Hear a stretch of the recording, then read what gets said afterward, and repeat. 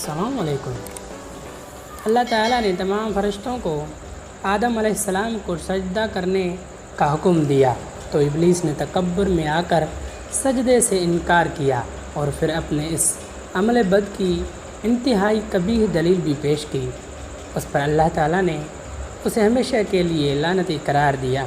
इरशाद बारी ताला है, और हम ही ने तुमको इब्तदा में मिट्टी से पैदा किया, फिर तुम्हारी शक्ल व सूरत बनाई, फिर फरिश्तों को हुक्म दिया कि आदम के आगे सजदा करो, तो सब ने सजदा किया सवाए इब्लीस के, वो सजदा करने वालों में शामिल न हुआ। अल्लाह ताला ने फरमाया, जब मैंने तुझको हुक्म दिया तो किस चीज़ ने तुझे सजदा करने से बाज रखा? उसने कहा कि मैं इससे अफजल हूँ, मुझे तूने आग से पैदा फरमाया है और उसे मिट्टी से बनाया है। इमाम मोहम्मद बिन सीरीन रहमतुल्लाह फरमाते हैं, इब्लीस ने कियास किया और सूरज चाँद की पूजा भी कियास ही से शुरू हुई। इसका मतलब यह है कि उसने अपना और आदम अलैहिस्सलाम का मवाजना करते हुए अपने आप पर नज़र डाली तो उसे अपनी ज़ात आदम अलैहिस्सलाम से अफजल मालूम हुई, इसलिए वो उन्हें सजदा करने से रुक गया। हालांकि तमाम फरिश्तों के साथ साथ उसे भी सजदा करने का हुक्म दिया गया था। नस के मुकाबले में कियास का कोई एतबार नहीं होता, और ये कियास तो वैसे भी गलत है, क्योंकि मिट्टी आग से बेहतर है और ज़्यादा नफ़ा बख्श है।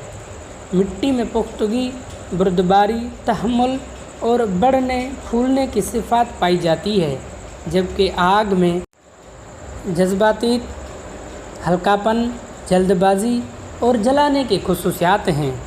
हज़रत आदम अलैहिस्सलाम को ये शरफ़ भी हासिल था कि उन्हें अल्लाह ताला ने अपने हाथ से पैदा फरमाया, उनमें अपनी रूह फूंकी, इसलिए फ़रिश्तों को हुक्म दिया था कि उन्हें सजदा करें। जैसे इरशाद बारी ताला है, और जब तुम्हारे परवरदिगार ने फ़रिश्तों से फरमाया कि मैं खनखनाती सड़ी हुए गारे से एक बशर बनाने वाला हूँ, जब मैं उसको सूरत इंसानियत में दुरुस्त कर लूँ और उसमें अपनी बेबा चीज़ यानी रूह फूंक दूँ, तो उसके आगे सजदे में गिर पड़ना। तो सब के सब फरिश्ते सजदे में गिर पड़े, मगर शैतान तो उसने सजदा करने वालों के साथ होने से इनकार कर दिया। अल्लाह ने फरमाया कि इब्लीस, तुझे क्या हुआ कि तू सजदा करने वालों में शामिल न हुआ? उसने कहा, मैं ऐसा नहीं हूँ कि इंसान को जिसे तूने खनखनाते सड़े हुए गारे से बनाया है सजदा करूँ। अल्लाह ताला ने फरमाया, यहाँ से निकल जा, तू मरदूद है और तुझ पर क़यामत के दिन तक लानत बरसेगी।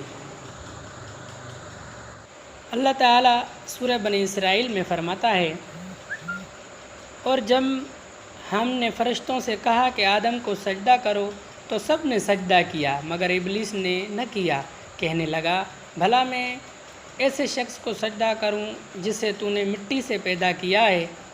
कहने लगा, देख, तू यही वो है जिसे तूने मुझ पर फजीलत दी है। अगर तू मुझको क़यामत के दिन तक की मोहलत दे दे तो मैं थोड़े से शख्सों के सिवा उसके तमाम औलाद की जड़ काटता रहूँगा। अल्लाह ताला ने फरमाया, यहाँ से चला जा, जो शख्स उनमें से तेरी पैरवी करेगा तो तुम सब की सज़ा जहन्नम है, और वो पूरी सज़ा है। और तू उनमें से जिसको बेका सके अपने आवाज़ से बेकाता रह, और उन पर अपने सवारों और प्यादों को चढ़ा कर लाता रहे, और उनके माल और औलाद में शरीक होता रहे, और उनसे वादा करता रहा, और शैतान उनसे जो वादे करता है सब धोखा है। जो मेरे मुखलिस बंदे हैं उन पर तेरा कुछ ज़ोर नहीं, और ए पैगंबर, तुम्हारे परवरदिगार कारसाज काफ़ी है। रसूलुल्लाह सल्लल्लाहु अलैहि वसल्लम ने फरमाया, शैतान इंसान के हर रास्ते पर गुमराह करने के लिए बैठा हुआ है। जब इब्लीस ने हुक्म इलाही की तमील से इनकार किया, तो अल्लाह ताला ने उसे ता क़यामत लानती और मरदूद करार देकर निकल जाने का हुक्म दिया और उसका मकाम व मर्तबा भी छीन लिया। हज़रत अबू हुरैरा رضی اللہ عنہ سے روایت ہے کہ رسول اللہ صلی اللہ علیہ وسلم نے فرمایا، جب آدم کا بیٹا سجدہ کی آیات تلاوت کرتا ہے پھر سجدہ کرتا ہے تو شیطان ایک طرف ہو کر رونے لگتا ہے اور کہتا ہے، ہائے افسوس، ابن آدم کو سجدہ کرنے کا حکم ہوا تو اس نے سجدہ کر لیا، اس لیے اسے جنت ملے گی۔